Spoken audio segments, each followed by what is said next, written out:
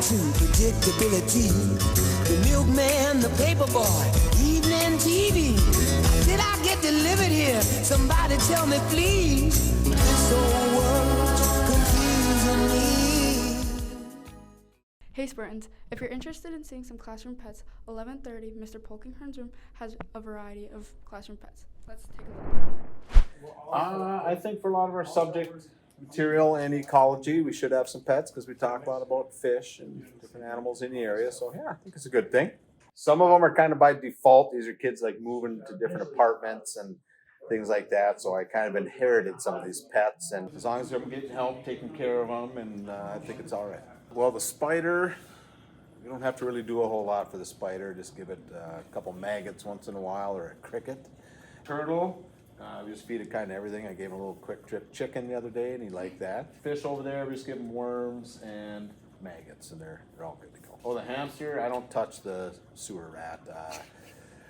Lyndon Johnson takes care of the hamster. The kid's gonna take the turtle. The minnows I'm gonna use for bait to try to catch walleyes.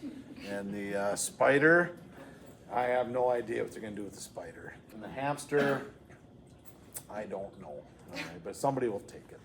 It'll get a good home. I think I kind of like the turtle. He doesn't talk back, and he's just really chill and just kind of hangs out there, and he'll eat everything you give to him.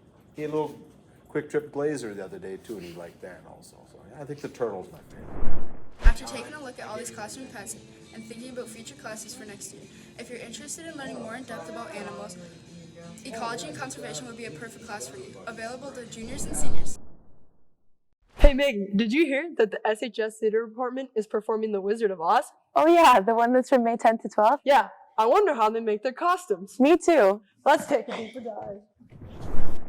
My main role in making the play successful is costuming the people that are in the play, all of the characters. Who helps me the most is our tech crew. Okay. They are comprised of students here at the high school, and they will be given tasks like one of the ones that they're doing right now is making yo-yos for costumes. They're made out of fabric, and they will make that. They will pull costumes for me. They will get all the people in there here that need to get fitted, sew buttons on, stuff like that. I do the main designing part, and then they supplement from there. I'm working on the guard for when they go to Emerald City, and it's made out of this, it's a designer dress. It's like a Dior type designer dress. It's emerald green. It's got all these colors in it. And then I found a metallic dress that goes underneath that shines blue and green when it moves. And then there's a little Christmas ornament that's green, and it's O for Oz. But that thing is going to be spectacular. And there's a great big hat that's going to go with that too. So that is, that's going to be my wow moment when I see that, is just going, oh, that's super fun. The tools that I have, I basically go to a lot of estate sales and get things on the last day there when they're half price, and just kind of, I've collected over the years needles and thread and pinking shears and everything that I need. We do buy some things. Sometimes we'll get things donated, but generally I am a dumpster diver. And a lot of times if I tell somebody, hey, this is for the high school, they'll say, oh, you just, that's for the high school. You can just go ahead and have it. So the community here is very, very generous with helping out with materials for plays. I have been here 15 years, I think. 14 or 15. The first play that I did here was before Ms. Gilbert was here. So that one I did basically on my own. So that was probably the first one that I did, and I've been doing that ever since. There were a couple that I did with summer school productions, but I was mainly doing choreography for those and other things. So yeah, for one thing, we've got way more elementary kids than we've ever had. Like I say, I think there's either 29 or 30 of them, and there's a few middle school people also. So that would be the biggest thing. The other interesting thing about our Oz is that we're setting the Kansas part in modern day Kansas.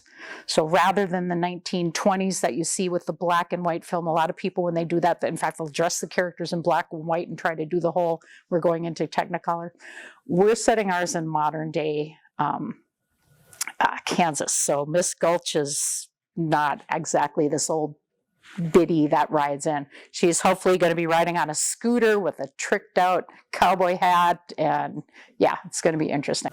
I think it's just the love of the story of Oz, and the friendships of the characters of Oz.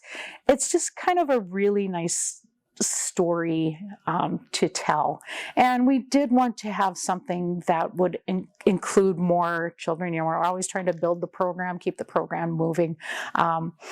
So it's just a nice show. Every now and then you just want to do something that's just pretty and fun, and this is a pretty fun one with a great story of friendship and how everything you ever want is within you. I play the guard and I also play a munchkin. God, my favorite costume is always mine, even though I love how Mrs. Tesaric was able to take all of the donated scrubs from like nurses and everywhere else and turn them into little munchkin outfits. They're adorable. It's so nice to be able to find a place where I can fit in and like be able to just connect with. Like, it's so easy to find people I connect with in theater because you got all the nerds there. It's awesome. See, the story of the Wizard of Oz, we're not doing the movie. We're doing it based off of the book. So it's hard to say. For what we have going, my favorite part is probably the jitterbug because the dance moves are awesome. And also, I get to puppet one of the ghosts, and the choreography is just so silly. My favorite thing about the guard costume is obviously got to be the coat because it ties everything together. Originally, it was going to be a cape, but it didn't fit, and Mr. Sark liked it better that way, and oh my god, I'm so stoked for it. Wow, that was super interesting. We can't wait to see you guys May 10th through 12th. Break a leg to everyone performing. The 2024 spring sports season has started, and the Superior High School has added a boys lacrosse team. Let's get ourselves familiar with the sport and some of the players. Okay, to start out, we have our stick. We use this to catch passes, take shots, and play defense with. This is our shoulder pads. This will protect your heart and shoulders from any slashes or shots that are coming your way. These are your elbow pads. Protect your elbows from any slashes or balls coming your way. These are your gloves. These mostly protect from slashes, but again, shots. And this is your helmet. Protects your head from any slashes or shots coming your way. They're obviously trying to stop the people from getting in the net. There's defense. They're helping the goalie out in our zone, trying to stop him from scoring. There's midi. They're running around the whole field. And then there's attack. They're mostly trying to score. The rules of lacrosse, a few of them. All right, so one is a loose ball push. It's when two people are going for a ground ball and one gets pushed over. Another rule is slashing is basically when you have no intent to hit the stick is when you hit them in the back or the shoulders, the stomach, the head, yeah. Penalties. So there's a technical that's for 30 seconds in the box, and a personal will give you 2 or more minutes in the box.